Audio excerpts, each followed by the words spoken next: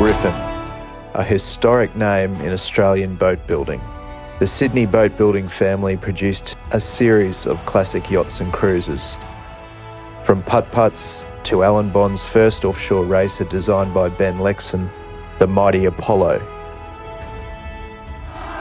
Apollo, winner of line honours, Sydney to Hobart Yacht Race in 1978. Once one of Australia's biggest boat builders, Griffin pioneered many innovative designs and techniques. The largest of their launches was Sundowner, a big volume 65-footer built in 1971 for Sir Theo Kelly and later owned by some famous Australian families. In 2022, Sundowner has sailed north for a refit with one of the country's most talented artisan boat builders, Craig Fielding of Lighthouse Shipwrights, a project we will follow in the months ahead as we profile what is an Australian classic. Classic boats and boats that are built to a certain way are art. The skills and joins and techniques that go into creating these big pieces of art, are extraordinary. I love the history.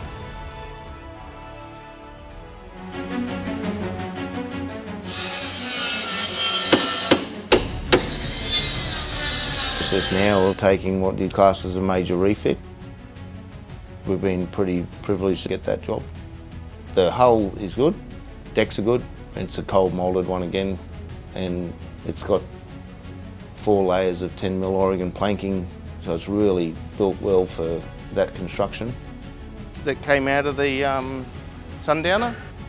Because of the age of the boat, you don't know exactly what you're going to find once you sort of start stripping out areas that nobody's really been into in the last 40 years. Well, you can see that there's an old fluoro in there. That's a fluoro light fitting. So they've just left those in there and buried them. I've made a decision to cut out a bigger piece just to take out all the other little pieces that have been replaced over the years, just to replace it with one nice patch. So I'm just doing everything in reason to make sure that whatever we build on top of is sound.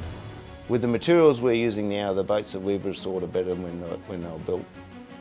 And we've used, we've fixed the inherent problems that they may have when they were built, because back then when they were doing it, that's the way they did it.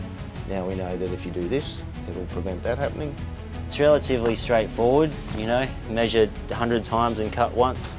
Some days though, when you're just sanding fiberglass and things like that, you don't really think too much, you just got to be careful. But for most of the stuff we do use is just a whole lot of thinking, And even when you think about it driving home, you're thinking it at home or on the way to work, you're just still thinking about it. It's a struggle.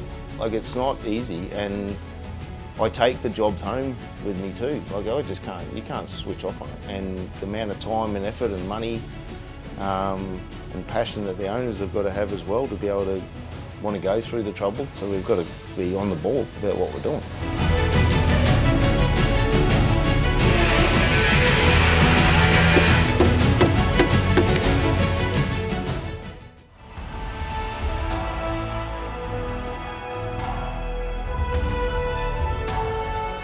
I like it after you've done a lot of work and all the plastic and covers that you've had on to protect everything, and then when you finally can take all that stuff off and you can see the boat again, that's a good day.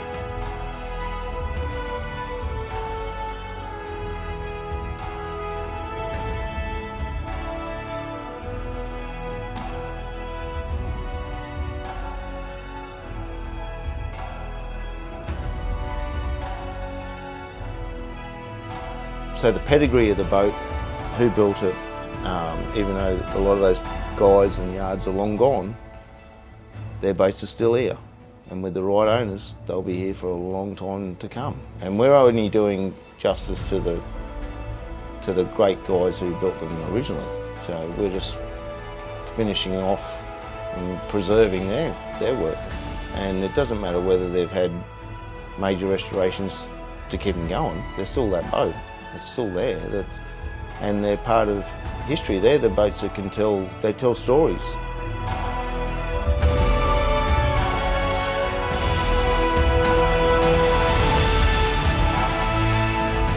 From stem to stern, flybridge to keel, join us every step of the way as we follow the Sundowner refit journey.